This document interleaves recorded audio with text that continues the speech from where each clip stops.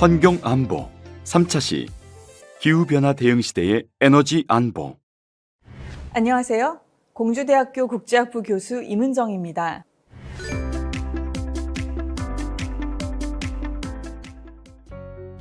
이번 강의에서는 기후변화의 심각성과 이에 대응하기 위한 기술 발전, 그리고 이러한 기술들을 둘러싼 기술 패권 경쟁과 지정학적 갈등이 에너지 안보에 미치는 영향을 알아보려고 합니다.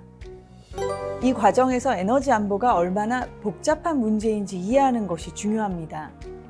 먼저 에너지 안보, 에너지 전환, 기후기술과 같은 주요 개념들을 이해하고 이를 바탕으로 한국의 에너지 안보 상황도 진단해 볼 것입니다.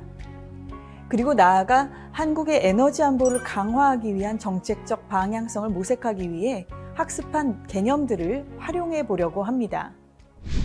전통적으로 에너지 안보란 적정한 가격으로 끊임없이 에너지를 사용할 수 있는 가능성으로 이해되어 왔습니다. 그러나 에너지 안보의 개념이 모든 나라에서 동일하게 적용되는 것은 아닙니다. 그 의미는 각 국가가 처한 지리적, 정치적, 경제적 조건에 따라 크게 달라질 수 있기 때문입니다. 한국처럼 영토 내의 자원이 거의 없는 나라 입장에서는 수입하는 에너지원, 특히 석유를 안정된 가격으로 공급할 수 있느냐가 에너지 안보에서 가장 중요한 부분으로 여겨졌습니다.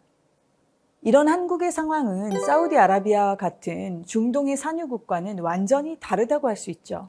수입 에너지원에 절대적으로 의존할 수밖에 없는 한국의 에너지 안보가 큰 타격을 받은 사건 중 하나로 1970년대에 발생한 두 차례의 석유 위기, 이른바 오일 쇼크를 꼽을 수 있습니다.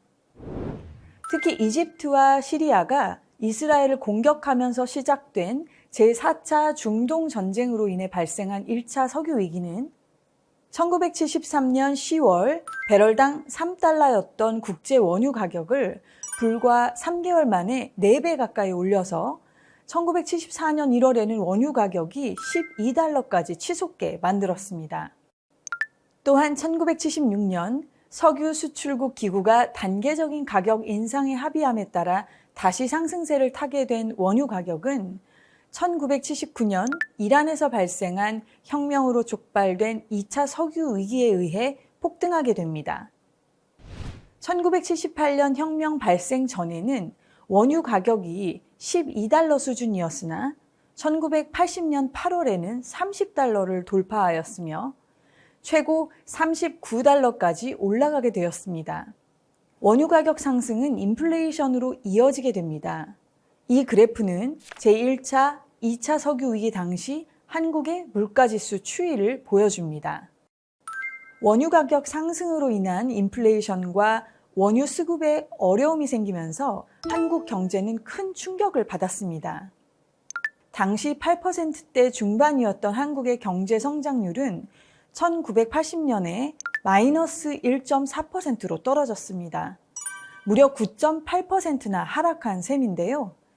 이를 2008년 미국발 금융위기 당시 한국의 경제 성장률이 5.1%에서 0.3%로 떨어졌던 것, 그리고 1997년 외환위기 때 5.8%에서 마이너스 5.7%로 급락했던 것과 비교해보면 그 당시 충격이 얼마나 컸는지 짐작할 수 있습니다. 산업화 이전에는 사람들은 주로 인간의 노동이나 나무 같은 연료에 의존하고 있었으나 1차 산업혁명 과정을 거치며 석탄을 에너지원으로 적극 활용하게 되었고 2차 세계대전 이후에는 석유가 주된 에너지원으로 자리 잡았습니다. 또한 2차 산업혁명 때 도입된 전기는 3차 산업혁명 이후에 주력 에너지원이 되었습니다. 4차 산업혁명은 디지털화를 통해 네트워크와 연결되는 것이 핵심이기 때문에 기존의 전기 외의 에너지를 사용하던 것들도 전기화될 필요가 생겼습니다. 이렇게 인류의 주요 에너지원이 바뀌어 온 과정을 에너지 전환이라고 할 수 있습니다.